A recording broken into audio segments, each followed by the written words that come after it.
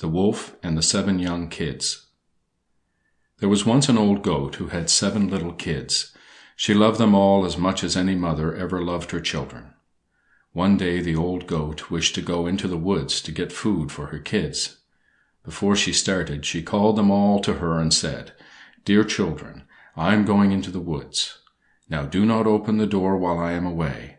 If the old wolf should get into our hut, he would eat you all up, and not a hair would be left. You can easily tell him by his rough voice and his black feet." "Dear mother," cried all the young kids, "we will be very careful not to let the old wolf in. You need not think of us at all, for we shall be quite safe." So the old goat went on her way into the dark woods. She had not been gone long when there came a loud rap at the door, and a voice cried, "Open the door, my dear children. I have something here for each of you." But the young kids knew by the rough voice that this was the old wolf. So one of them said, "We shall not open the door. Our mother's voice is soft and gentle. Your voice is rough. You are a wolf." The old wolf ran away to a shop where he ate a piece of white chalk to make his voice soft. Then he went back to the goat's hut and rapped at the door. He spoke in a soft voice and said, "Open the door for me, my dear children. I am your mother." But the oldest little goat thought of what his mother had said. "If you are our mother, put your foot on the window sill that we may see it."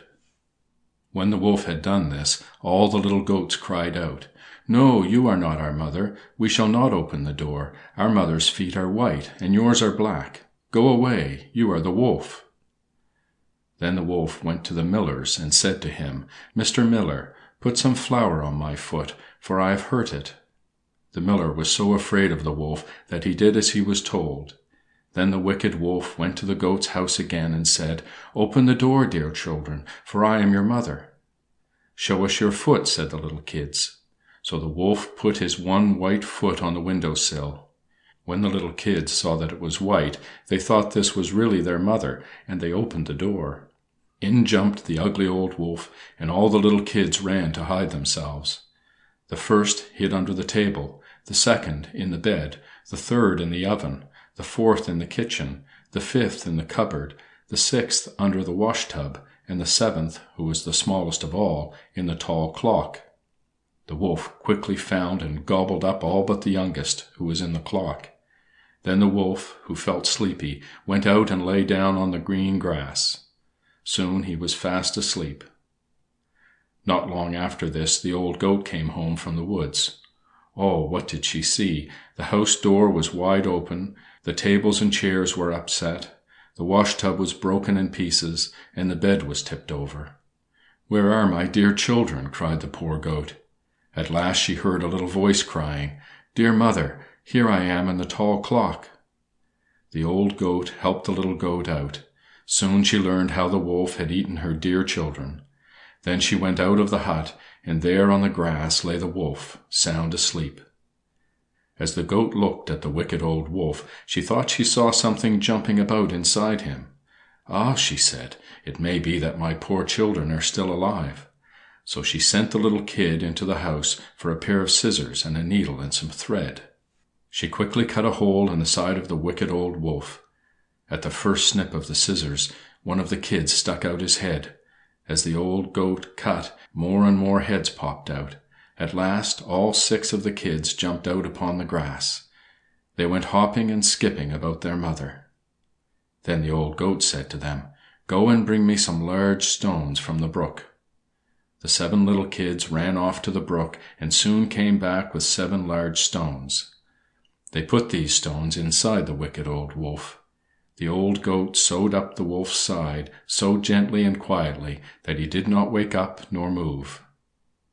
When at last the wicked wolf did wake up, the great stones inside him made him feel very heavy.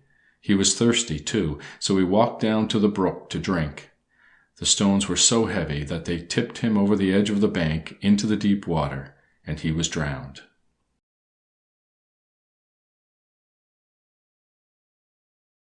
Table 3. In the following words, a blend of 2 consonants precedes the vowel. The vowel must be sounded with the preceding consonants. Fled, flog, flag, clip, cliff. Grit, slip, grin, frog, grip. Slat, trot, trill, stiff, slop. Spot, blot, prig, sled, still. Sniff, drip, slap, slab, scan. Scud, twit, step, spin, brag. Span, crab, stag, glen, drag. Slum, stab, crag, trim, skill. Skim, slim, glad, crop, drop.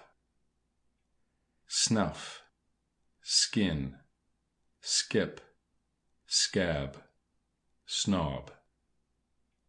Skull, snip, bled, stun, twin. Dress, grab, drill, skiff, from. Swell, drug, twig, grim, snap. Scum, bran, stub, snag, stem. Plum, sped, spill, prop, slam. Drum, gruff, snug, tress, snub. Smell, spell, brim, bless, spun.